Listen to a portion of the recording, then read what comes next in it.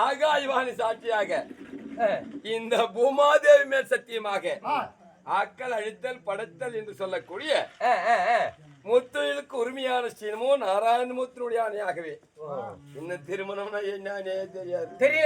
தெரியல இது நாள் வரையில இல்ல. சத்தியமா கல்யாணமாக சத்தியமா கிடையாது. இருக்கா